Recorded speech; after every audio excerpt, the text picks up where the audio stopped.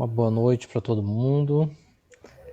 Estamos aqui mais uma vez recebendo nossas convidadas de hoje para mais uma entrevista sendo feita ao vivo na nossa página do Musicarte.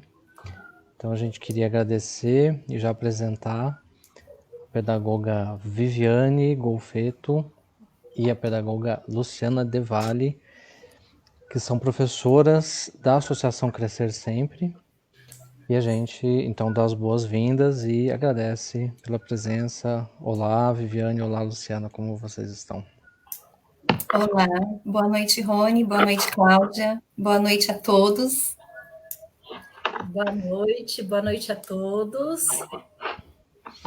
Muito bem. E a Cláudia Zanardi, que é a nossa também educadora lá do Projeto Musicarte, que tem sempre nos acompanhado aqui.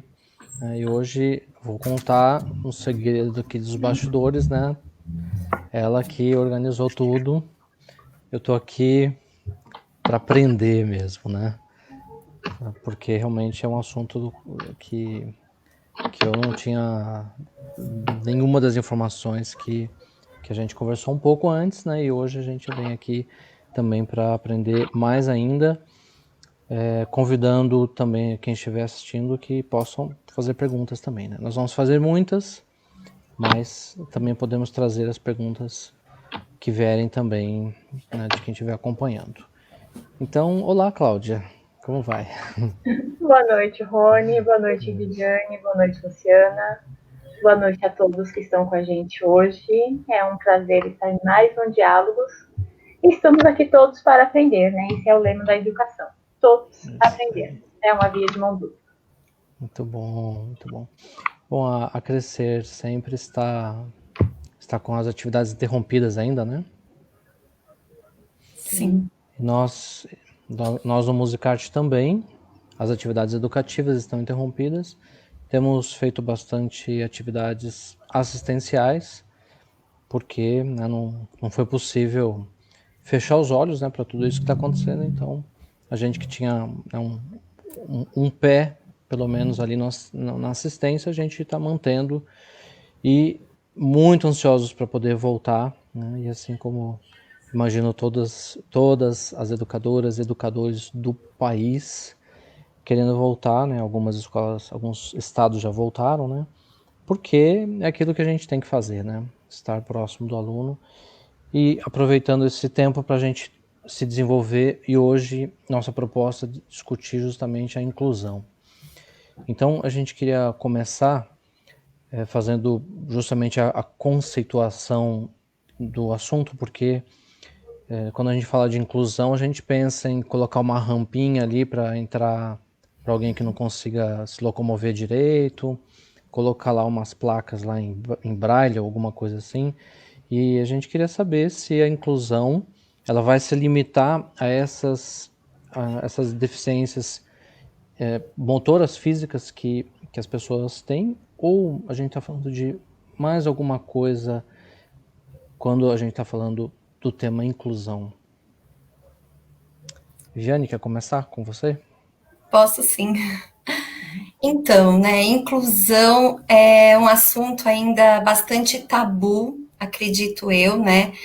É difícil, às vezes, a gente entender o que é, de fato, um processo inclusivo, uma educação inclusiva. Mas eu costumo definir como uma educação de direito a todos, né? Em que todos tenham acesso, todos, independente de alguma necessidade especial, né? Ou uma criança que não tenha diagnóstico ou que tenha. Então, é uma educação de acesso a todos. E olhando para essa inclusão, a gente tem alguns princípios que a norteiam, né?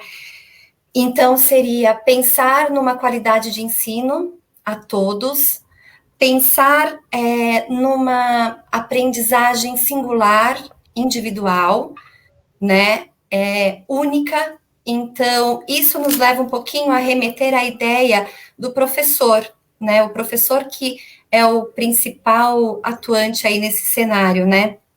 Então, quando a gente fala no indivíduo singular,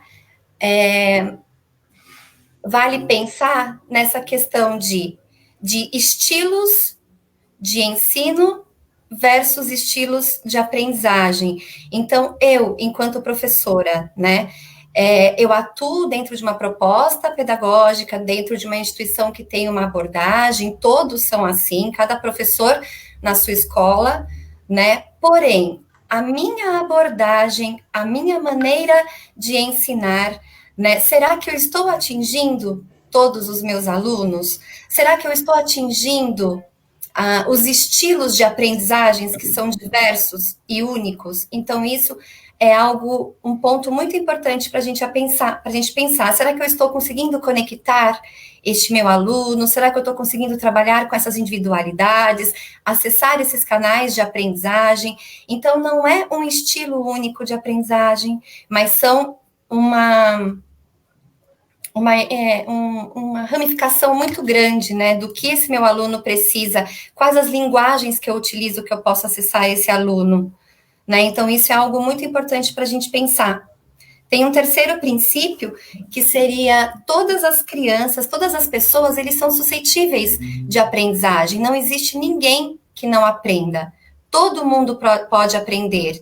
Então, isso também é algo muito importante para a gente refletir, né? Eu tenho até, assim, gostaria de citar um exemplo, porque aqui vem até a neurociência como base, né? Porque ela nos mostra uma neuroplasticidade muito grande. Então, todo indivíduo ele é potente, ele é capaz de aprender por qualquer dificuldade que ele tenha, por pior que seja a lesão, às vezes, que se encontre no seu cérebro, outra parte é capaz de cumprir essa função. Então, isso é muito importante para a gente pensar. Há uns 2 ou 3 anos atrás, eu tive um aluno com TEA, né, dentro do transtorno do espectro autista. E ele, em sala de aula, ele demonstrava uma grande desorganização, uma grande desintegração sensorial, onde os estímulos sonoros daquele ambiente mexiam muito, interferiam muito no desenvolvimento dele. Ele tentava procurar sempre algumas maneiras de se autorregular, e isso às vezes era feito muito assim, tentando se conter, abraçando forte as crianças que estavam ali. Então, assim, eu percebia o quanto a dificuldade, o quanto os estímulos auditivos comprometiam, né, esses estímulos que ele recebia do ambiente, mexia com toda essa estrutura dele. Porém, no momento comigo, que sou a professora de apoio pedagógico da escola, eu começava a perceber, nesses momentos mais individualizados, um grande interesse dele por histórias, por exemplo, que tinham efeitos sonoros, às vezes os sons dos bichinhos, ele se atentava, às vezes, a alguns brinquedos que tinham os números. Então, isso era muito significativo, porque a gente percebia que, ao mesmo tempo que o auditivo era o canal de maior comprometimento daquela criança, ele era o canal e o vínculo de maior acesso. Então, esse é o olhar que um professor é importante ter, né? Ver o que está por trás desse aluno, como eu consigo acessar essa criança. Este é um processo, né, de investigação dessa criança, desse indivíduo, desse ser humano. E aí ele conseguiu se alfabetizar. Então, assim, eu, enquanto professora, eu não posso dizer que eu ensino, né? Na verdade, eu apenas estimulo esses diversos canais de acesso, eu investigo qual é a necessidade, qual é o caminho dessa criança para ela aprender. E em meio a tudo isso, ele se alfabetizou através de músicas, lendo as legendas, em contato com isso, que era o que mais significava para ele. Então, este princípio é muito importante para a gente pensar. Fora esse, também tem um quarto princípio, que é o ambiente comum que beneficia a todos. Então, se a gente parar para pensar na sala de aula como um ambiente comum, né, as crianças, principalmente quando a gente está falando em educação infantil, elas são muito puras, né, elas aceitam muito o outro, então a gente não vê nenhuma questão de preconceito, julgamento, isso é raro acontecer. Então, eles são acolhedores, e às vezes o maior desafio que a gente tem não é as crianças aceitarem a criança com necessidade especial, mas é a gente fazer um trabalho social com que essa criança com uma necessidade específica, ela se sinta bem nesse ambiente, porque acolhida, com certeza ela será. Então, quando ela se sente bem nesse espaço e ela está inserida socialmente, aí depois a questão da aprendizagem, ela acontece de uma maneira muito natural e muito peculiar. E mais um último princípio, né, que a gente tem como também base da inclusão, seria o papel de todos. Então, aqui eu citei, né, um pouco do papel do professor, um pouco do papel, né, do apoio pedagógico, né, desse especialista de atendimento a crianças com necessidades especiais. Mas quando a gente fala que é um papel de todos, a gente abrange, a gente abre esse leque, né, em que um professor nunca precisa se sentir sozinho.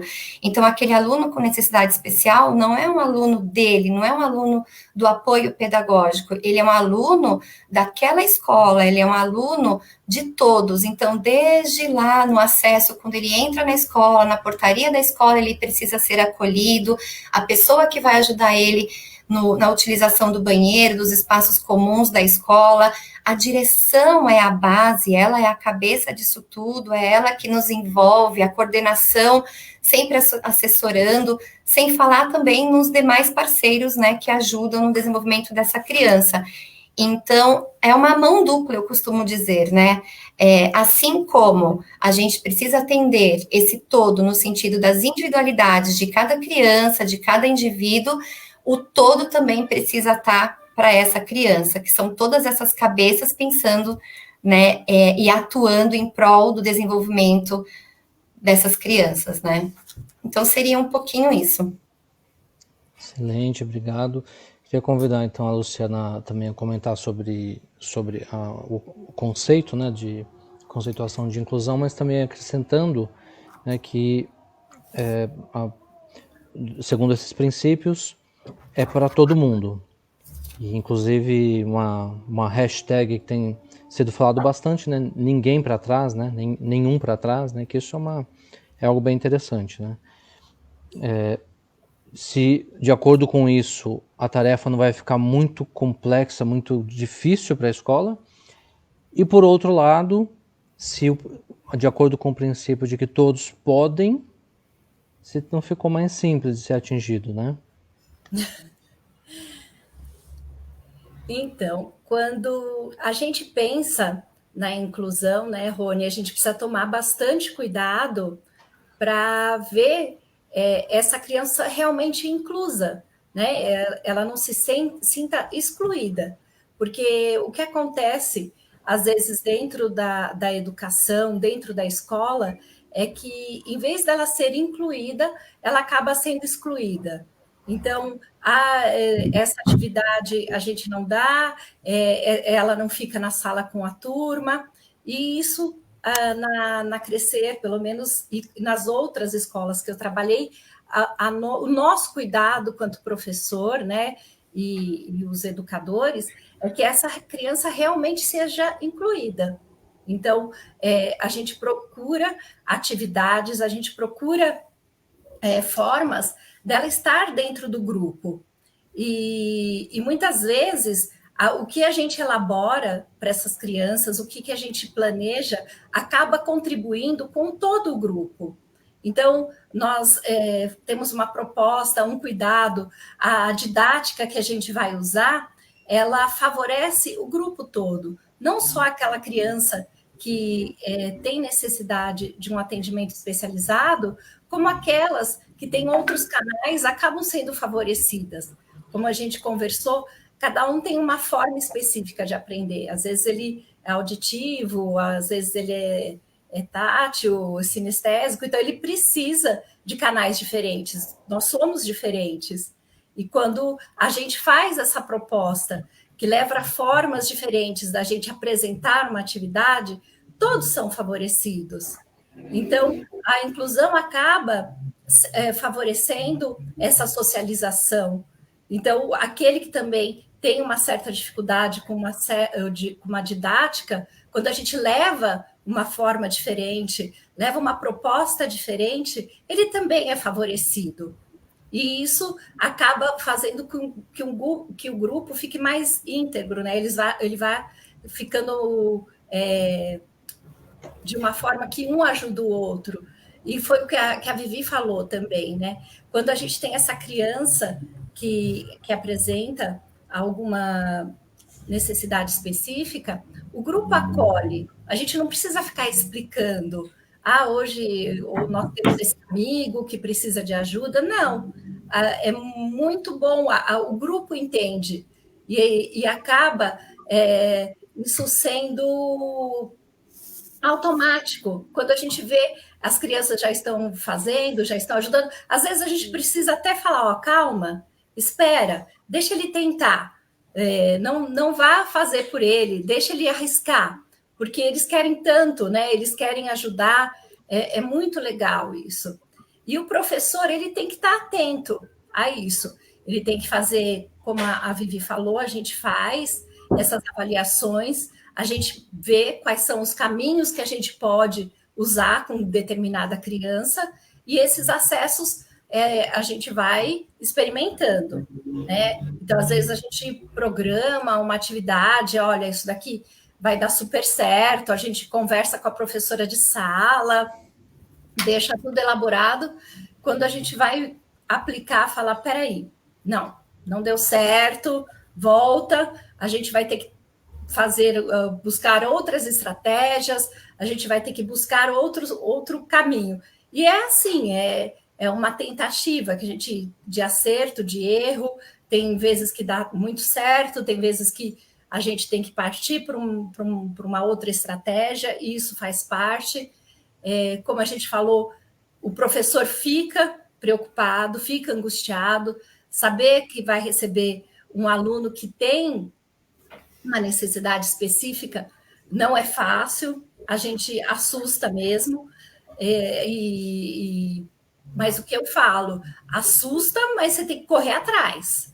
O que eu vou fazer, o que eu posso fazer, o que eu vou ajudar, e às vezes o que é uma receita para um não serve para o outro.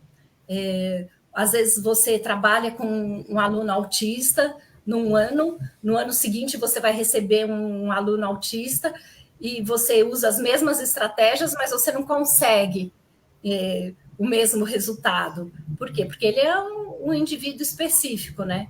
Ele é único, então com necessidades específicas, e aí você tem que buscar estratégias específicas para atingir aquela criança. Mas é desafiador, não é fácil quando você fala, como que eu vou tratar esse indivíduo na individualidade? Não há como. Quando você tem um grupo, você busca formas de atender esse grupo e, em alguns momentos, atender essas crianças também na individualidade. É um jogo de cintura.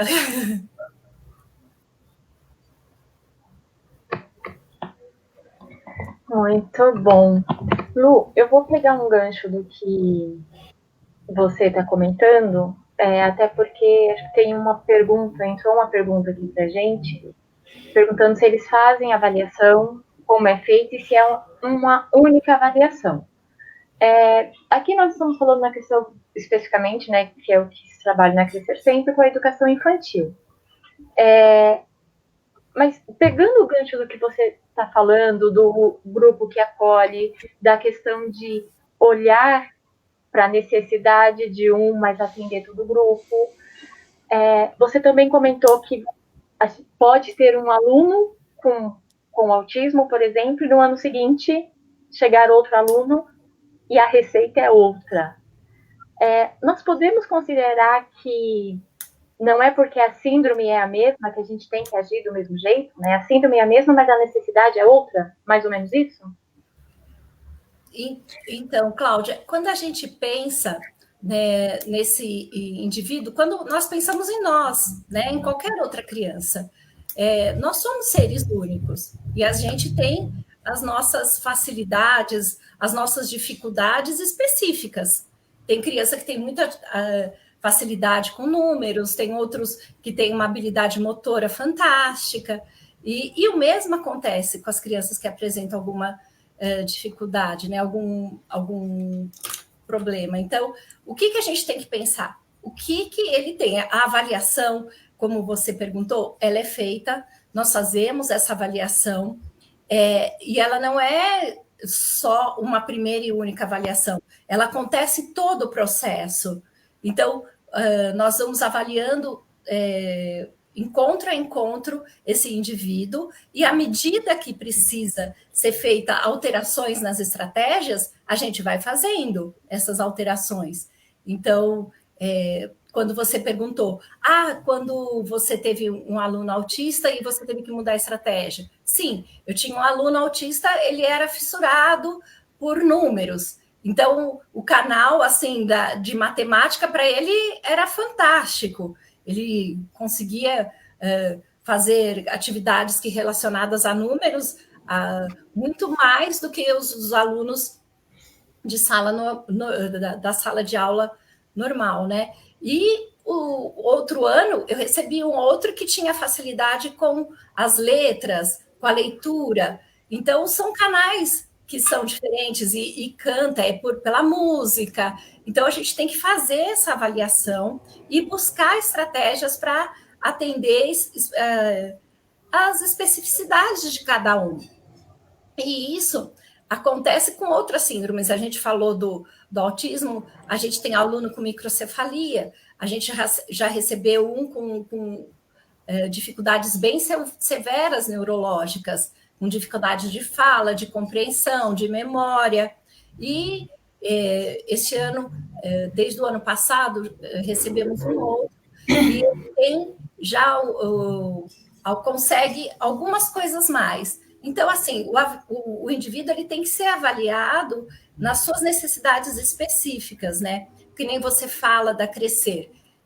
Na Crescer é assim. A minha experiência em consultório também é assim.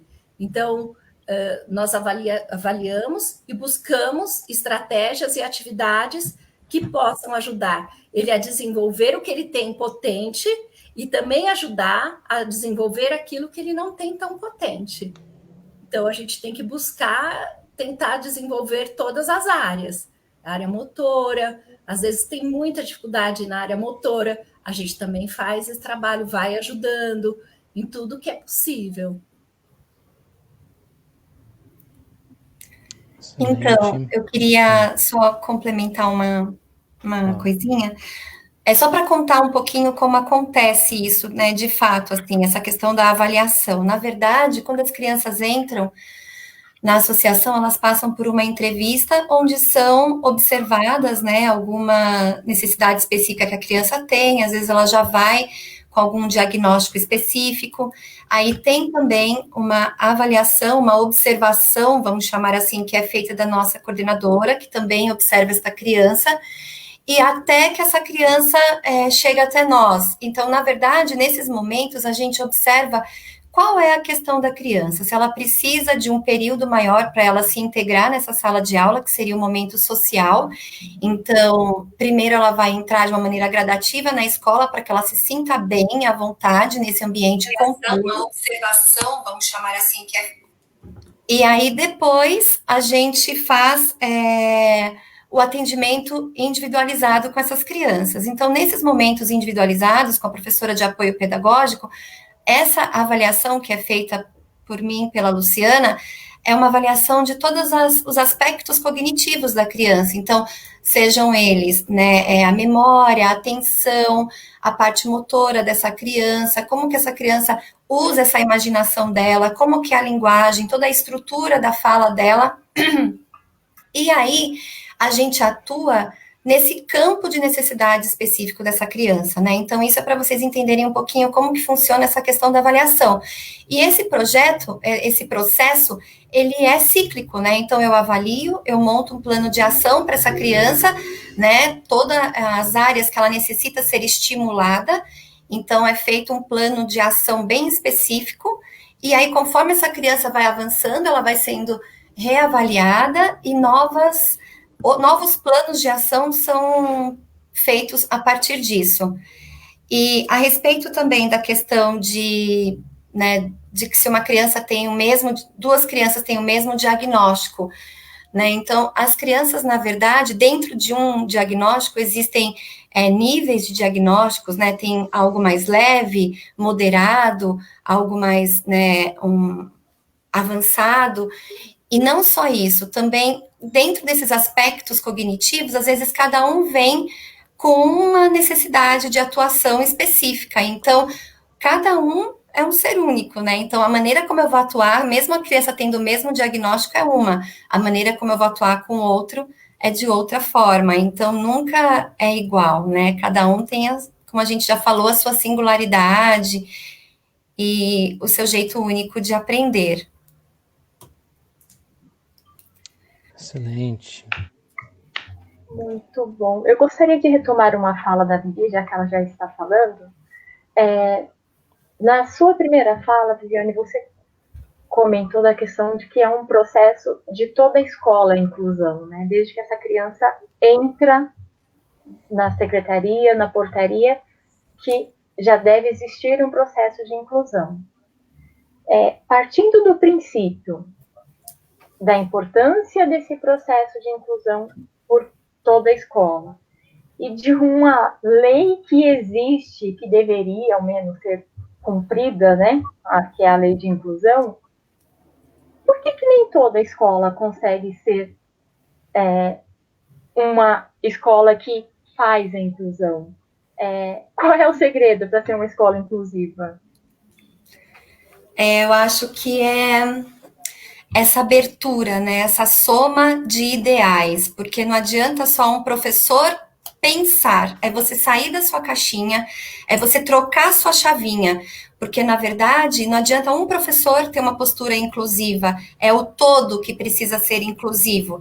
E vai além disso, se a gente pegar a Convenção dos Direitos às Crianças com Necessidades Especiais, que ela foi, acho que ela é de 2006, se eu não me engano, ela coloca que o que é uma criança o que é um indivíduo com necessidade especial, né?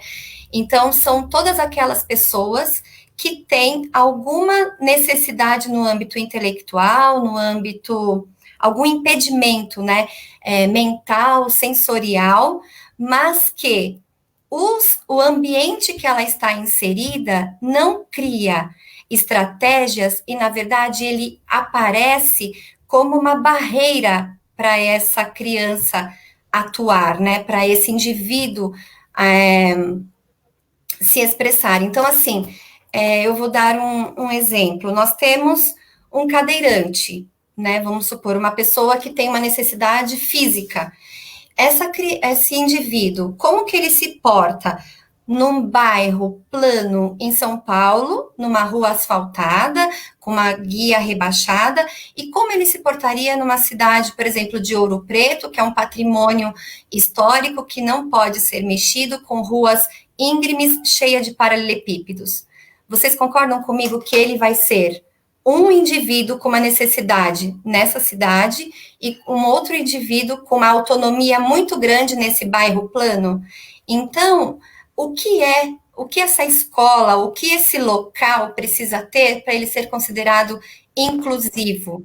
Ele precisa trocar essa chavinha, porque não é a barreira, não é o corpo da criança, a anatomia, a dificuldade que ela tenha, mas sim o local que ela está inserido. O que esse local favorece para essa criança não ter essas barreiras, para ela não ter esses impedimentos, né, de ordem física. Então, o meu espaço da acessibilidade é ser acessível, é garantir uma autonomia, pelo menos assim, o mínimo possível, né, para que essa criança consiga ter uma vida comum ali dentro, de ordem, vamos falar, metodológica, né? Então, essas pessoas que atuam ali, ela fica muito presa ao jeito dela, ou o jeito dela é ensinar, ou ela está ali em busca de atingir essa criança, em busca de fazer algo diferente que atinja todos esses alunos, todas essas individualidades. Então, uma escola inclusiva, né, tem que ter essa mudança, é algo interno, é quebra de paradigmas, quebra de tabus. Não adianta você matricular uma criança, você falar que eu recebo crianças com necessidades especiais. Aqui é inclusivo porque eu matriculo. Não, é uma mudança de conceito, é uma mudança de visão, é uma mudança interna que é feito, né, nesse ambiente, por esses profissionais e por todos que estão envolvidos neste processo.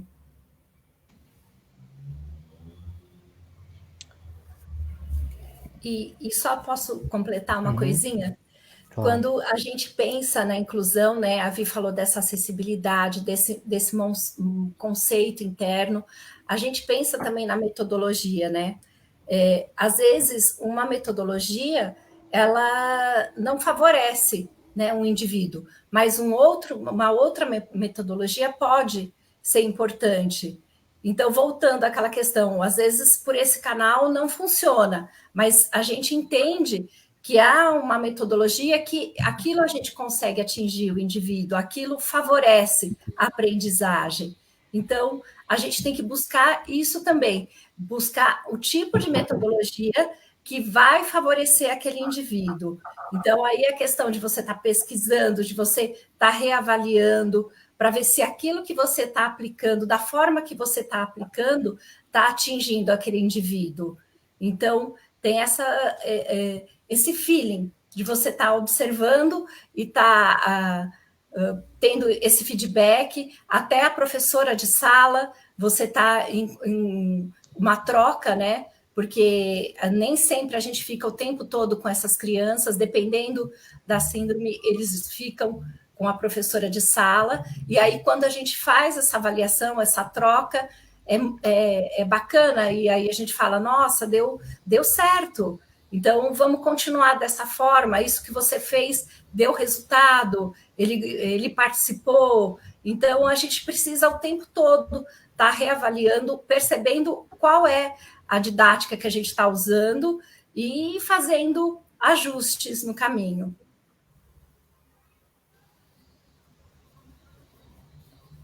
Excelente. Eu queria então direcionar um pouco, aprofundar um pouco uma questão aí do professor, né, da professora, que é um dos elementos, né, principais no fator de educação, né? E aí a gente ouviu o princípio, né, que os professores estão envolvidos, a escola como ambiente, a filosofia, né, os ideais e tal. E aí eu fico imaginando um professor que não seja inclusivo, que não tenha alma aberta, né, para tudo isso, e que ele se torna quem precisa ser incluído, né?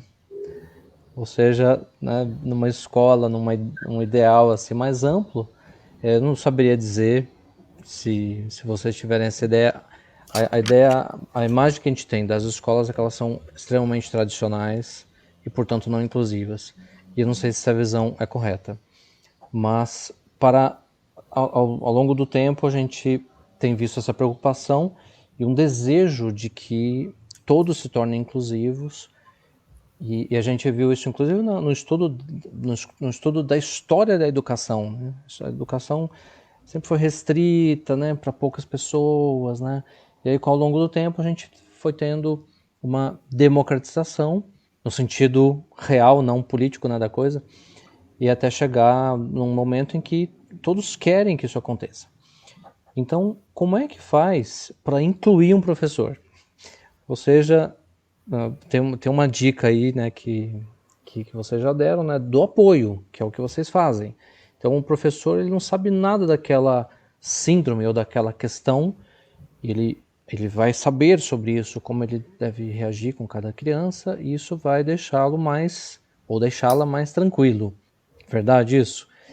E com relação às outras coisas, a metodologia, como é que faz para esse professor ficar tão tranquilo em sala de aula que o medo da diferença possa sumir? Posso começar? Pode começar. Pode.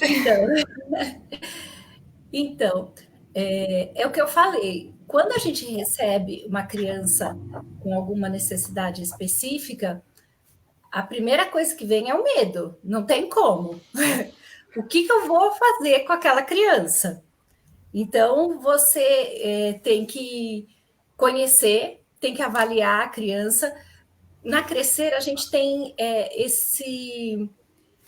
essa prévia, né? A coordenação, a direção faz essa avaliação, então a gente já tem alguns aspectos com relação ao que a gente vai receber, como que vai ser, e então a gente tem um parâmetro.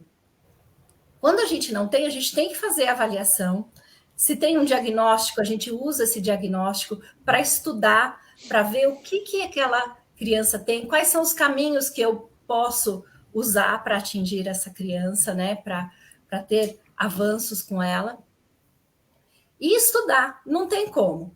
Chegou, tem uma síndrome nova, eu tenho que pesquisar, eu tenho que estudar, eu tenho que buscar outros profissionais, a ajuda de outros profissionais. Quando a gente recebe um aluno novo na escola, é extremamente importante. Então, a gente busca se tem um neuro que acompanha, a gente busca se tem a fono, que faz acompanhamento, tem o psicólogo.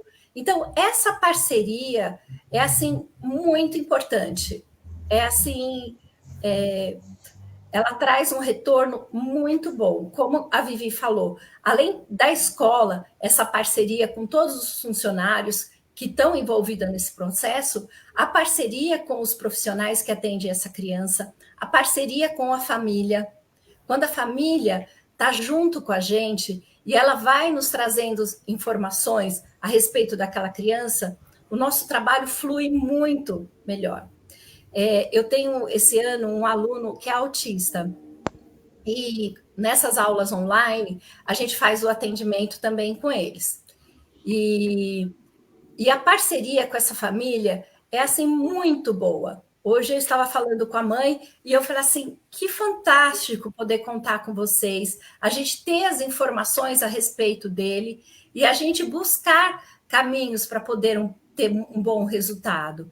Então, essa parceria, essa busca por informação. Quanto mais informação eu tiver a respeito dessa criança, ter informação sobre essa dificuldade e buscar estratégias. E junto com os profissionais, família e estudar. Tem que estudar, gente, não tem outro jeito. Só através da informação que a gente consegue ir buscando estratégia. E não tem receita.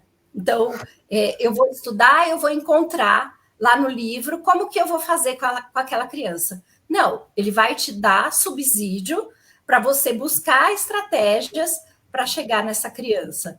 Então, assim, não é fácil, não é uma tarefa fácil, mas não é impossível.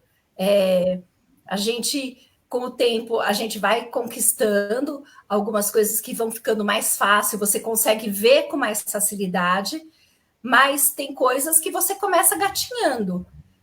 Não conheço, vou ter que aprender, vou buscar informação, vou bater na porta da minha coordenadora, me ajuda, aconteceu isso, ela vai falar para você também, não sei, vamos ver, Luciana, vamos fazer junto, vamos sentar, vamos ver o que a gente pode fazer, buscar as parceiras que também estão no mesmo nível que você, com o mesmo problema. Então, essa troca é extremamente importante para ajudar as crianças.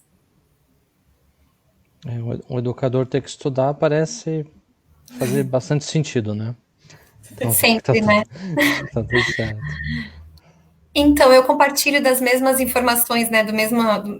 Das mesmas ideias da Lu. Eu acho que esse medo a gente tem que cuidar para que ele não nos paralise, porque o medo tem a ver com a insegurança da gente, né? Com o receio que a gente tem de lidar com esse novo. Então, a gente não pode deixar com que esse medo nos paralise. E como a própria definição da inclusão nos diz, ela é para todos. E assim como todos têm que estar para a inclusão também.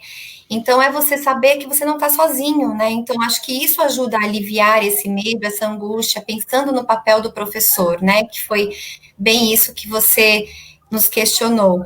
Então, é quebrar esse medo, saber que você pode dividir com as pessoas, que tem com quem você contar, pessoas que vão te ajudar a pensar em estratégias, ajudar a lidar com esse aluno, porque o aluno é da instituição, não é daquele professor, né? Então, todos estão juntos em prol do desenvolvimento dessa criança. E não só a instituição, família, profissionais que atendem, os terapêuticos, TO, fono, psicólogo. Então, assim, eu trabalhei e continuo trabalhando, mas sempre a gente contou com o apoio desses profissionais. Então, às vezes é alguma questão comportamental muito séria, então a gente precisa estar contando com um psicólogo ali para nos ajudar, para intervir em alguns momentos.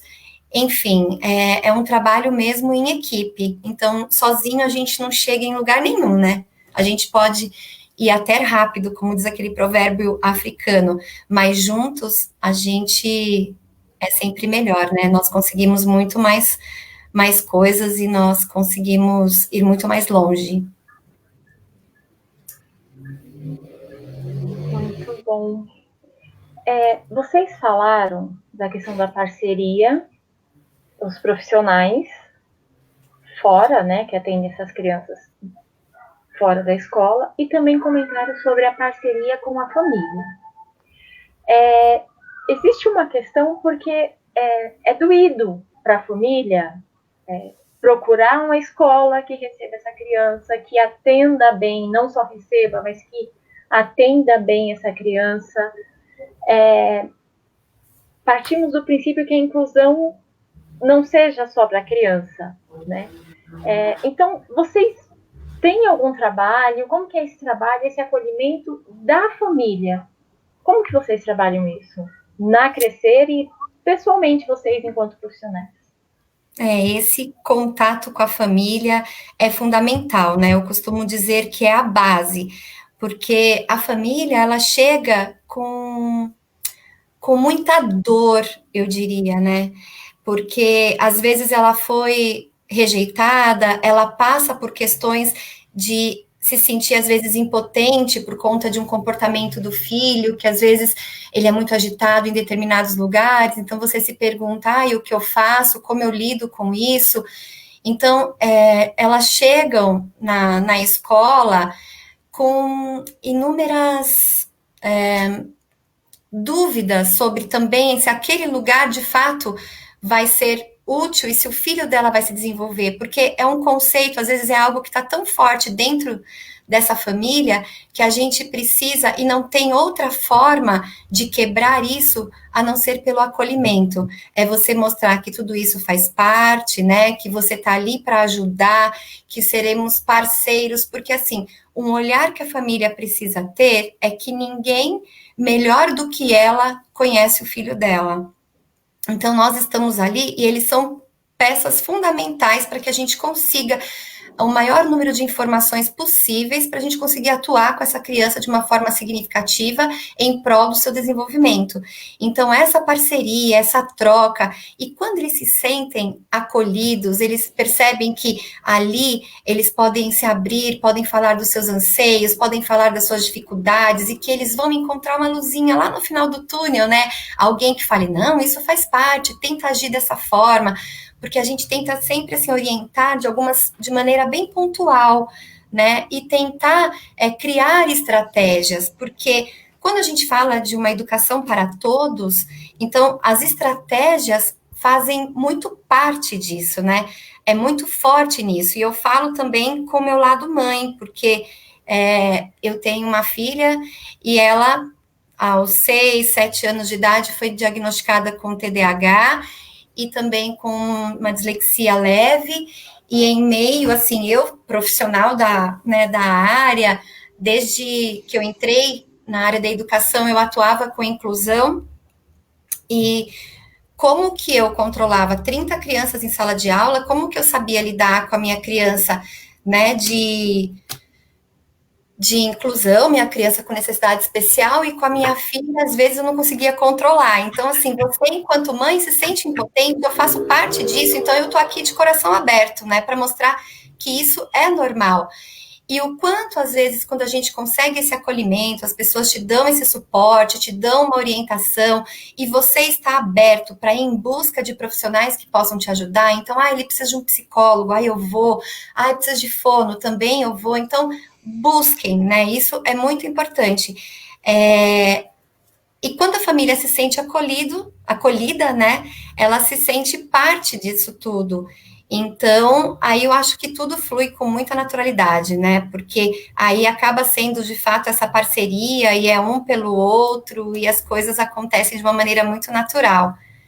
Então, acho que isso que é importante, esse acolhimento, essa afinidade, eles sentirem em você, enquanto profissional, segurança, e você mostrar que eles é muito importante nesse trabalho também.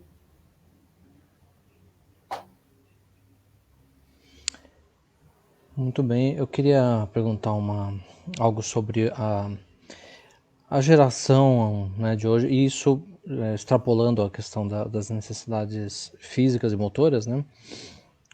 A gente pode pensar assim que uma criança, quando aparece com um certo desinteresse ou com uma agitação ali, a gente vai querer enquadrar a criança, né? E torná-la igual aos demais. Mas eu fico imaginando quando muitas crianças aparecem com um determinado comportamento ou desinteresse, e aí pode parecer que o problema não é uma ou outra criança, mas pode ser um momento da geração, né? E que os professores têm que lidar com isso muito, né? Porque os interesses mudam, né? As maquininhas que a gente tem no bolso mudam, e isso vai mudando a forma de aprendizado, né? Então, tem algum jeito de saber quando é que os métodos todos falharam e precisa virar a página e tentar outra coisa, porque todo o grupo passou a ter uma outra ideia, uma outra visão sobre o aprendizado? Então, a gente tem pensado muito a respeito disso, né? A gente está num mundo muito ativo, a gente está num mundo com uma resposta muito rápida. A gente tem resposta na mão da gente, num celular que é muito rápido, as informações da internet. A gente está num mundo que está muito rápido. E aí você vai para a sala de aula e você tem que segurar a atenção dessa criança com alguma coisa que não é tão rápida, não tem essa resposta tão rápida, ele precisa pensar. Então, a gente tem que buscar uma aula que seja mais dinâmica, atrativa, aonde ele faça parte dessa aula, né? É onde que ele esteja envolvido. Então, a gente tem que buscar estratégias para envolver esse aluno e ele ser o protagonista nessa educação. Então, ele não passa mais a ser aquela criança que fica ali parada, esperando ter que fazer. Não, ele precisa de ação, ele precisa estar dentro do processo, não só recebendo, mas criando e fazendo, né, acontecer essa educação. E quando ele se sente parte do processo, aí eu acho que ele se sente envolvido. Porque enquanto ele só está ali recebendo aquela informação ou fazendo um exercício que a professora pediu, ele não sabe nem por quê, então aquilo não tem significado. Então, a partir do momento do que a gente está ensinando passa a fazer significado, aquilo tem uma coerência, ele sabe para que é aquilo, aí eu acho que isso muda. Né? Eu acho que a gente tem estudado bastante, buscado outras formas da gente estar trabalhando com as crianças e a gente tem percebido isso. Percebido não, a gente tem constatado, né, que a criança ela tem que fazer parte desse processo. Enquanto ela não fizer parte, aquilo não tem significado, não tem o porquê. Por que eu vou me envolver com isso?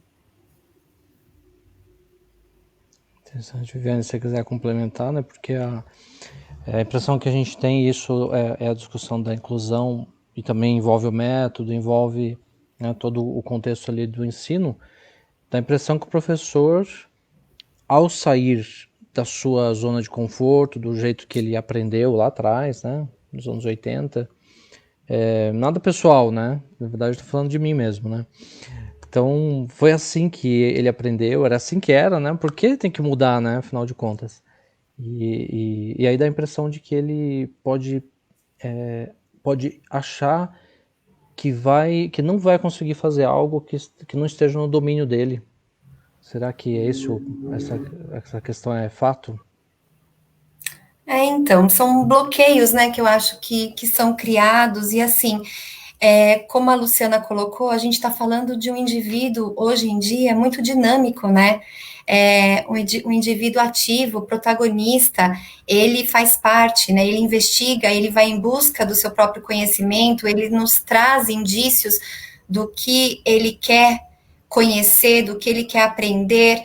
Então, nós, enquanto professores, a gente precisa também estar acessível a tudo isso, a inovações, né? Estar sempre em busca, se atualizando. Mas ainda eu afirmo, né, que não existe um método ruim, não existe algo que não dê certo, porque tudo que você aprende enquanto educador, esses estilos, né, essas metodologias que você procura estar atingindo essa criança, elas são úteis para cada um. Em algum momento você vai ser assertivo, em algum momento você vai conseguir a conexão e entender. É um processo investigativo da sua criança. É você olhar para ela e identificar qual a necessidade dela, né? O que ela precisa e eu vou atuar com isso. Então, assim, mas tem um outro lado de não ser um profissional estagnado, né? Então, assim, a gente vive aí em constante, né, informação o tempo todo. Hoje em dia, a própria internet nos traz, né? A mídia está sempre nos trazendo informações. Então, eu, enquanto ser humano, não posso estar parado, não posso estar estagnado, ainda mais numa profissão como a educação, que está o tempo todo se renovando, e o indivíduo, ele é inovador, né? Esse ser que a gente está atuando não é o mesmo lá do século XIX, do final da década, né, de 90, ele está o tempo, a cada 5 anos, esse ser humano é outro, ele é inovado, né? Então, a gente tem que estar indo em busca, sim, de conhecimento, fazendo sempre o melhor, ouvindo o que tem de mais inovador, se aprofundando, e a gente tem aí uma ciência muito rica que nos ampara, né? A nível de informação, a gente tem a questão, né, que nem eu costumo afirmar muito, mas a neurociência é muito base para tudo isso, de que tudo é capaz, todo ser humano ele é potente, ele é acessível de conhecimento, né? A gente teve um aluno há um tempo atrás que ele tinha um comprometimento muito grande, ele tinha microcefalia, ele não tinha nem os sulcos, os giros do cérebro, tamanho comprometimento, né, neurológico, cerebral que ele tinha, e ele se desenvolveu dentro do ritmo dele, dentro da realidade dele, com os estímulos que a gente fazia em todas essas áreas, né, do desenvolvimento desse ser, né? Então, é a gente não desistir nunca. Então, acho que essa é a mensagem, né, para todos os educadores e para todo mundo que quer ter esse olhar inclusivo. Não desista de conhecer, não desista da sua atuação, vá em busca, não desista do outro que está, né, à sua frente, esse outro que você precisa atingir, porque de alguma forma você vai atingir sim, ele é capaz, ele é potente, ele é um ser que está em desenvolvimento, e por mais que não seja visível agora, em algum momento, aquela sementinha que você plantou, ela vai surtir um resultado. Isso é sem dúvida, assim. Então, acho que é por aí, né? Você não ficar estagnado.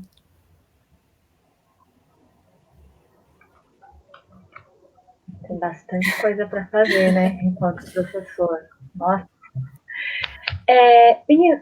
Surgiu aqui alguns nomes de algumas patologias. Microcefalia, autismo, TDAH. E aí, o diagnóstico ele assusta, né?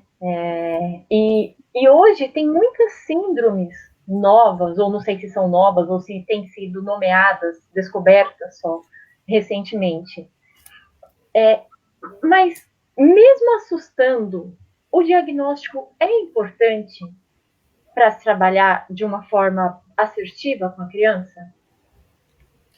Então, O diagnóstico. Eu, você.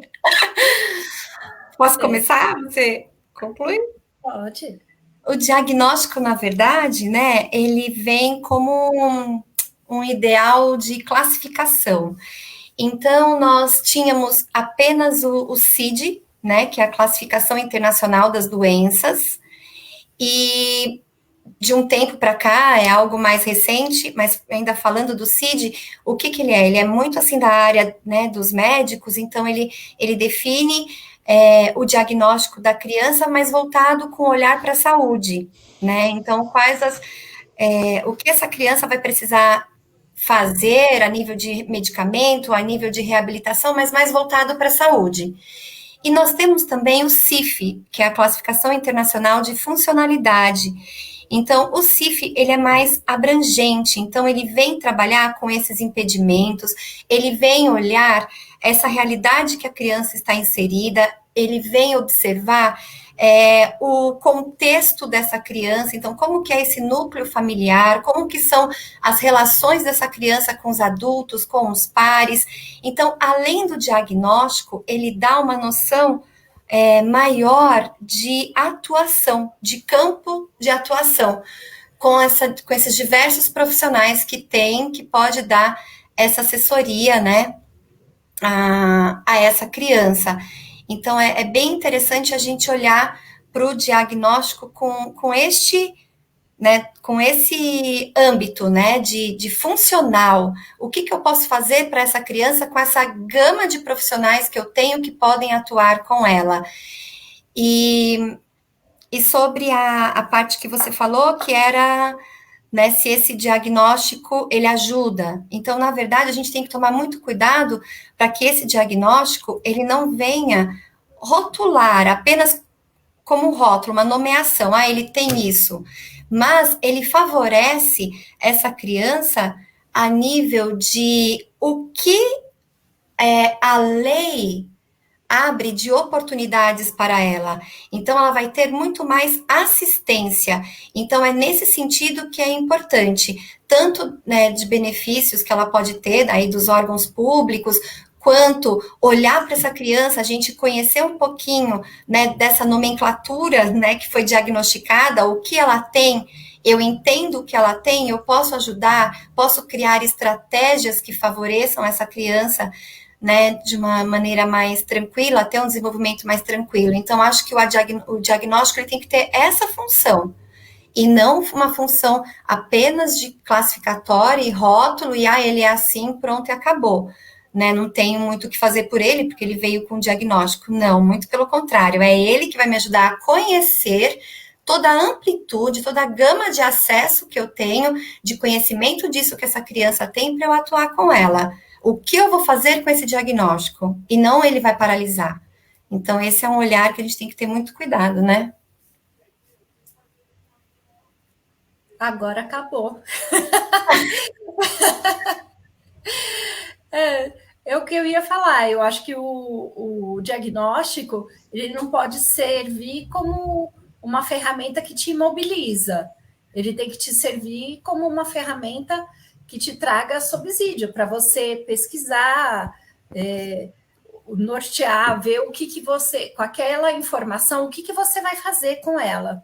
E não usar esse diagnóstico para taxar a criança, ele tem isso, e eu sei que quem tem isso não consegue.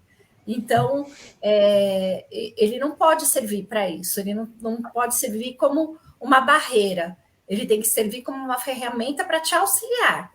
E às vezes o que a gente vê é assim, ele já tem diagnóstico, não dá para fazer, isso a gente já sabe que quem é portador dessa síndrome tem essas dificuldades.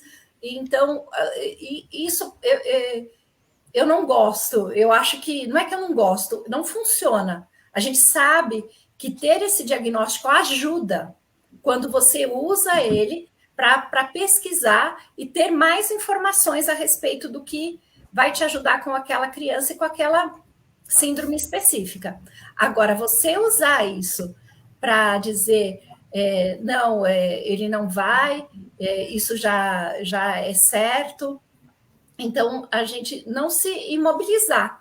Isso, se você usar dessa forma, não tem como, né? O diagnóstico acaba sendo uma coisa que vai prejudicar em vez de ajudar, né? Tem muitas coisas que para o diagnóstico, dependendo da síndrome, favorece bastante dentro do âmbito escolar, né? A criança, quando tem mais idade, em séries de fundamental, ensino médio, isso ajuda, porque ela tem um tempo maior, ela pode ser acompanhada. Então, tem uma série de coisas que o diagnóstico acaba favorecendo.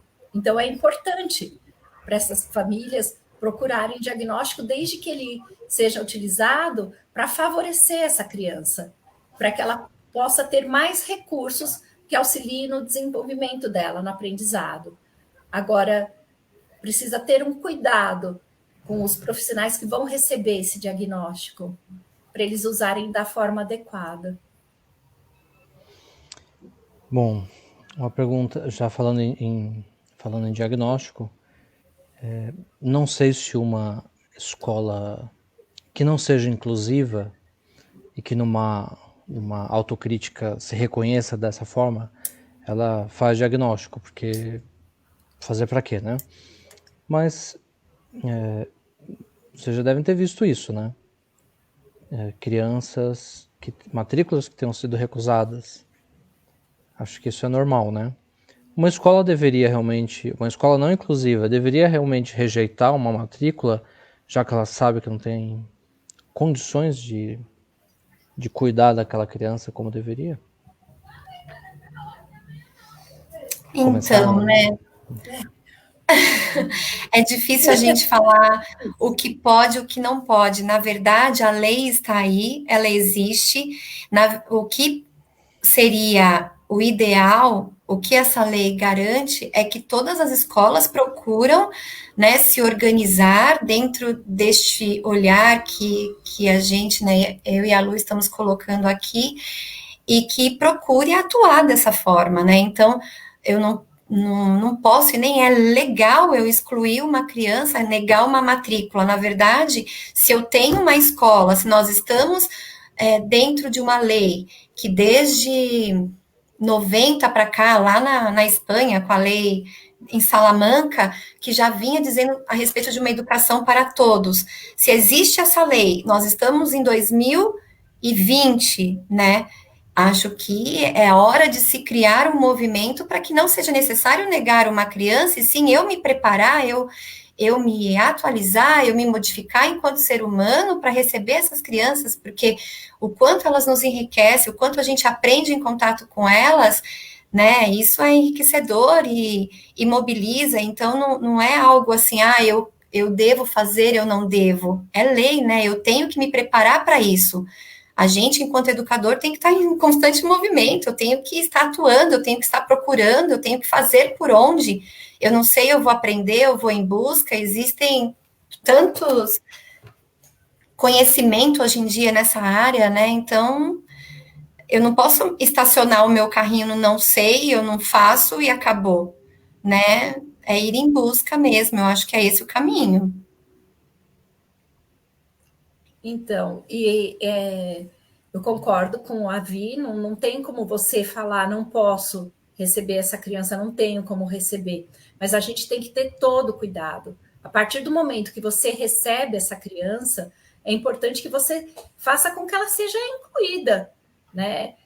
O que a gente vê, que eu já falei no começo, é tomar muito cuidado, porque não adianta você receber essa criança e não fazer com que ela seja incluída. O papel da inclusão, às vezes o que a gente vê, o que a gente escuta, é que essa criança é excluída, ela não faz parte do grupo, ela não é acolhida. Então, a gente precisa ter esse cuidado. A partir do momento que a gente tem essa criança, que ela faz parte do nosso grupo, ela tem que fazer parte do grupo. Então, a gente tem que buscar uma forma dela fazer parte, dela ser incluída no grupo. Então, é complicado. Você diz, as escolas não estão preparadas. a gente não está preparada para um monte de coisa. Então, a gente tem que correr atrás e se preparar. Né? Então, a gente tem que buscar formas de acolher. Eu comentei outro dia, na primeira escola que eu trabalhei, eu tinha um aluno que ele se cansava, ele era autista e chegava uma hora ele estava cansado, ele não queria mais nada. Então ele começava a arremessar as coisas pela sala, era estojo, era... E aí o que a gente faz? A gente fala, eu preciso dar atenção para ele, ele quer atenção. Eu tenho os outros, vamos dar alguma coisa que os outros conseguem caminhar e eu pego você que precisa de atenção e vamos lá. O que a gente vai fazer? Hoje a gente vai aprender a amarrar cadarço. Isso vai te interessar? Te deixa com atenção? Então vamos sentar aqui no chão e vamos aprender a amarrar cadarço. Faz parte do currículo? Isso daí, alguém pediu para ensinar? Não, mas eu precisava. Ele não aguentava mais. Então a gente vai se adaptando, a gente vai buscando recurso, vai tentando fazer com que aquela criança fique ali com o grupo, que ele se entenda, e aí as crianças perceberam e falavam, a gente vai ajudar, a gente vai ensinar. Se ele foi aquele dia para casa amarrando o próprio cadarço, eu já estou feliz. Talvez não tenha aprendido o conteúdo da sala, mas naquele momento era o que eu podia dar e era o que ele estava preparado para receber. Então, às vezes, a gente tem que buscar outras ferramentas que não fazem parte do currículo.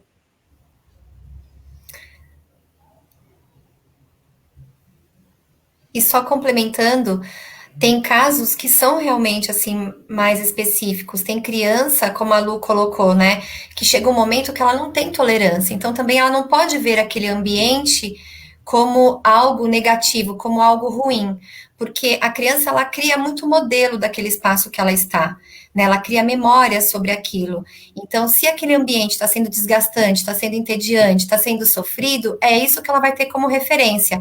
E também não é isso que a gente quer dentro de um processo inclusivo. Aquele ambiente ele tem que ser acolhedor, ele tem que ser aconchegante, confortável. E para isso você precisa ter recursos, você precisa ter estratégia. Então, essa criança ela não tolera, então ela não vai ficar na escola o tempo todo. Esse avanço vai ser gradativo. Quando ela estiver suportando, a gente aumenta mais meia hora. Suportou bem? Aumentamos mais um pouquinho. Então, tudo dentro da sua realidade, tudo dentro do, né, do ritmo de cada um, respeitando essas individualidades. Isso também é muito importante, né, para a gente estar considerando nisso tudo. E a importância de se ter também um tutor, um profissional de apoio, que nem tem muitas escolas da prefeitura que às vezes tem estagiários que acompanham essas crianças.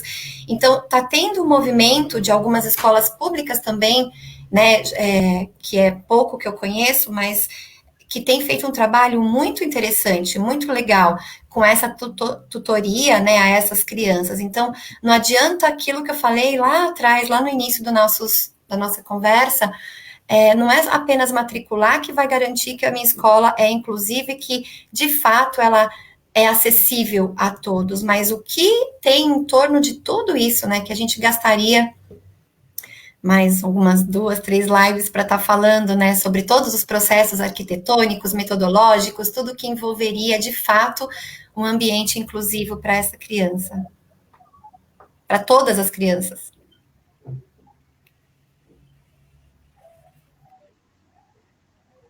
Tem muita coisa. Talvez uma live o tempo é pouco. Quem sabe a gente não faz um estudo, né? Acho que seria super interessante. O nosso tempo está acabando, a gente está caminhando para o final. Rony, tem mais alguma questão que você queira pôr? Porque é um assunto que eu particularmente falaria por muitas horas. Eu vou fazer uma última pergunta, então, e é sobre a neurociência, né? Vocês são, né, têm especialização no assunto, né? E isso eu li, assim, meio na introdução de um livro em que se considerava, isso já faz algum tempo, mas não tanto tempo assim, que o cérebro da criança era igual ao cérebro de um adulto, só que menor, né? O cérebro pequeno e o cérebro grande. E só tinha 2 cérebros o da criança e do adulto, né?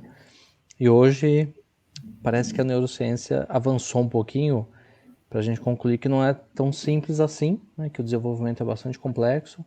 Tem aí, no meio do caminho entre a criança e um adulto, tem o jovem, né? Que tem a formação, né?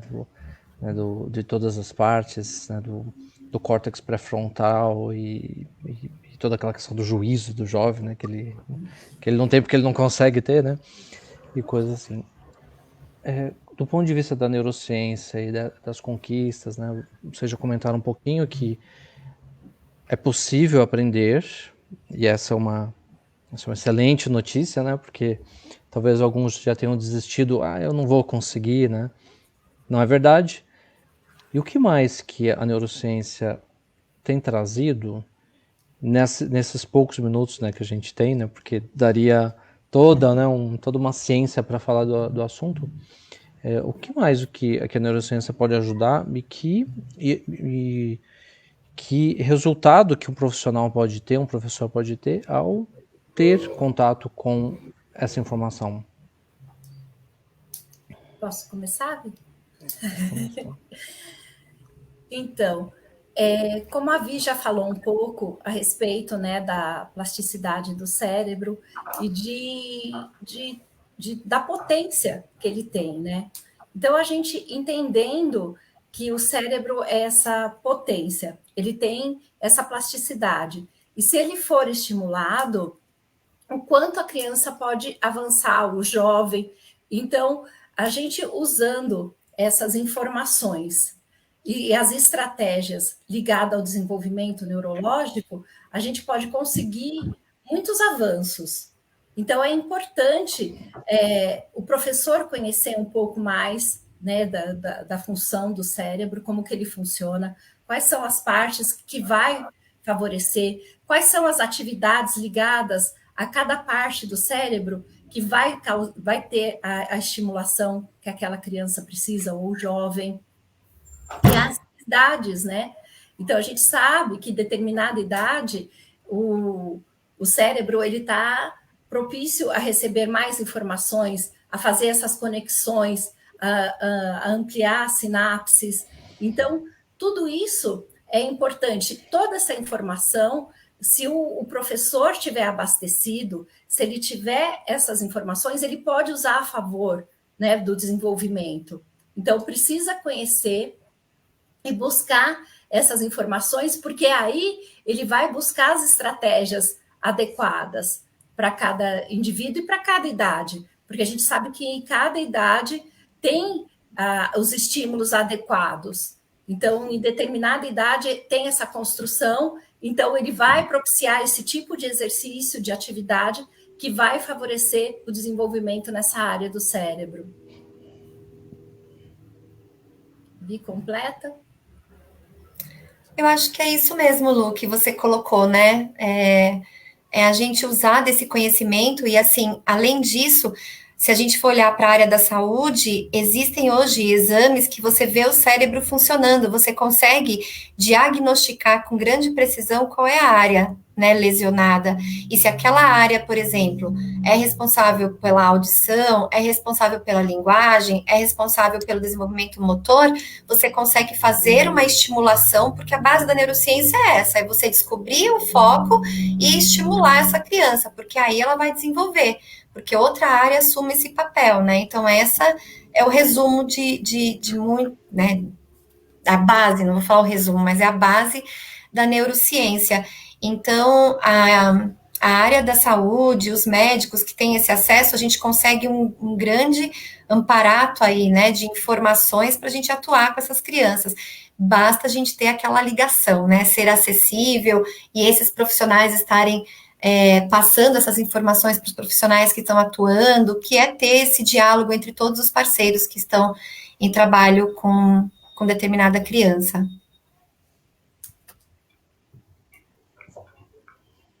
Mais uma vez, vamos estudar. Vamos nos preparar para recebermos essas crianças. Luciana, Viviane, eu gostaria de que vocês finalizassem Aí é uma questão pessoal, realmente. Qual é o sentimento de vocês ao ver o desenvolvimento ao longo do ano daquela criança que vocês acompanharam, que vocês acompanham? Qual o sentimento? Nossa, Cláudia. Ai, gente. Dá para explicar?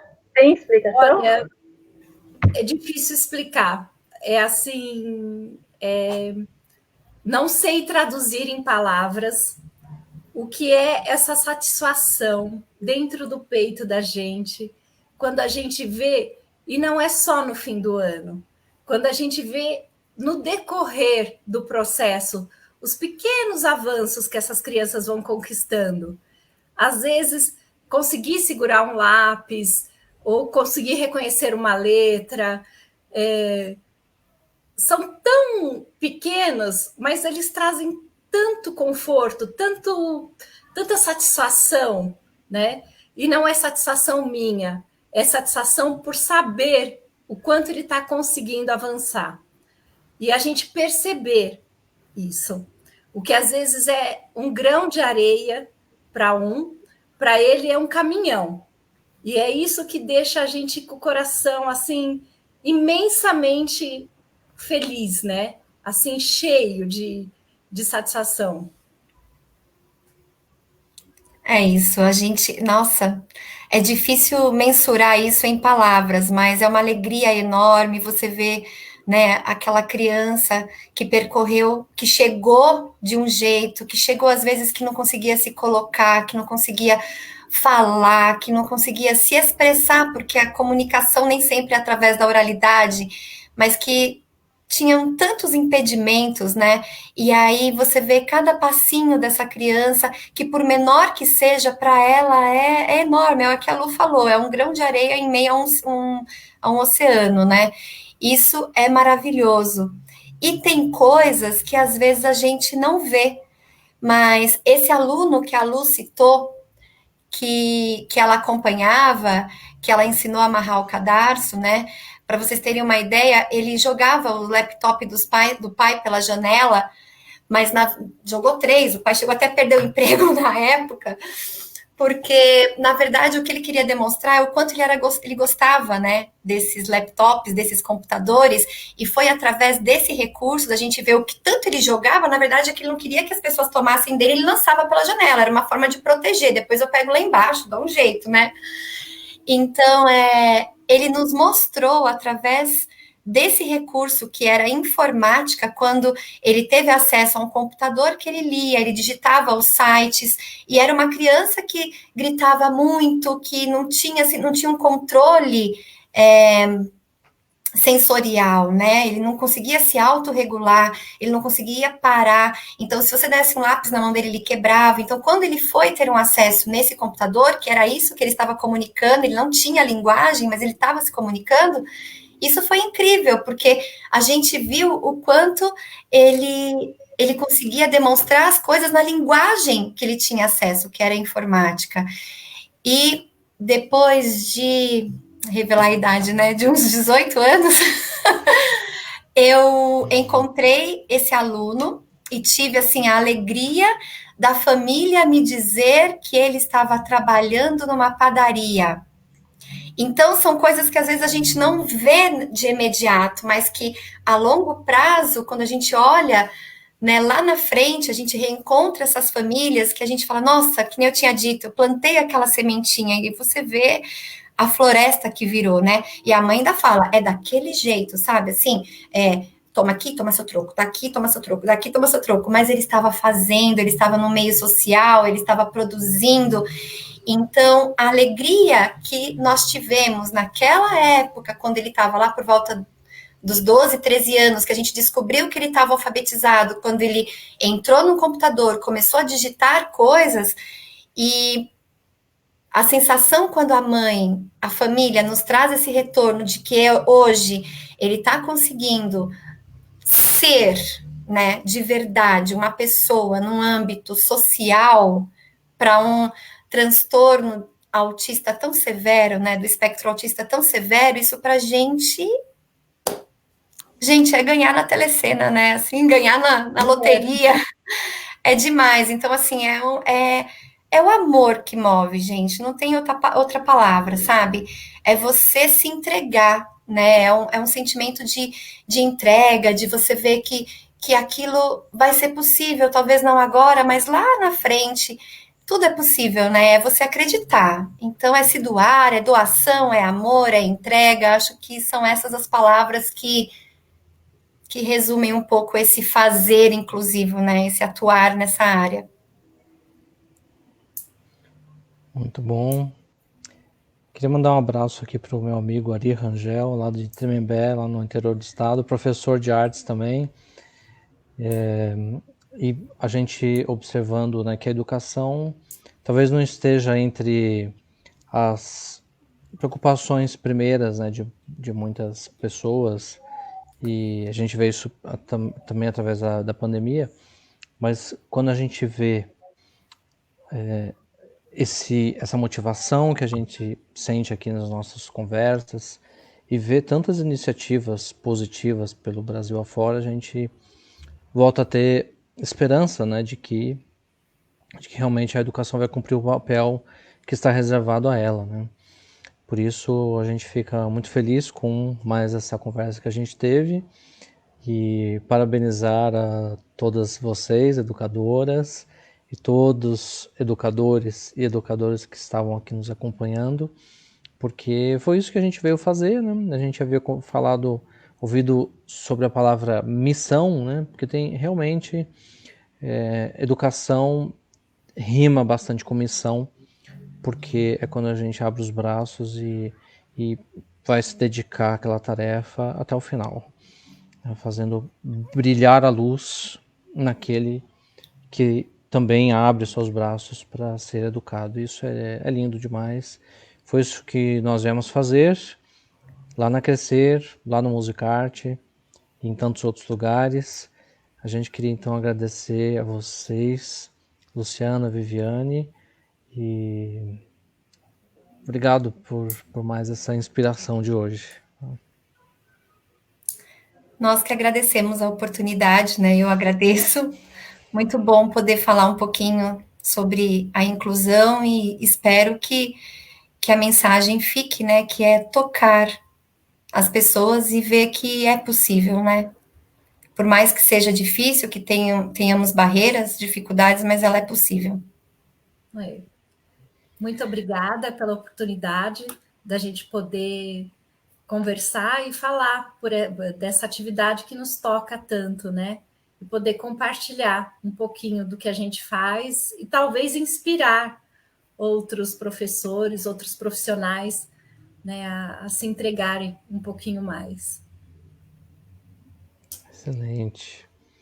É isso aí, Cláudia. Boa noite para você. A gente continua por aqui, né? Continuamos. Esse é o nosso trabalho, essa é a nossa missão.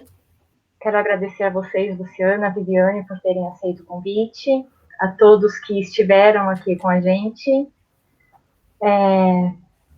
Infelizmente, a gente tem que lutar um pouquinho ainda, né, para que a inclusão aconteça. O artigo, acho que 205 da Constituição garante uma educação para todos, e só esse artigo não precisava ter outra lei, que seria a lei de inclusão.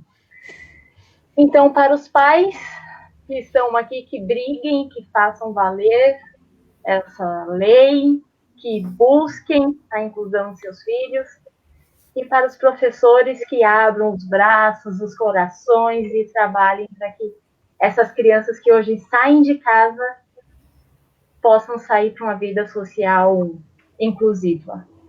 Boa noite a todos. Até o nosso próximo diálogo. Isso aí. Uma boa noite. Tchau.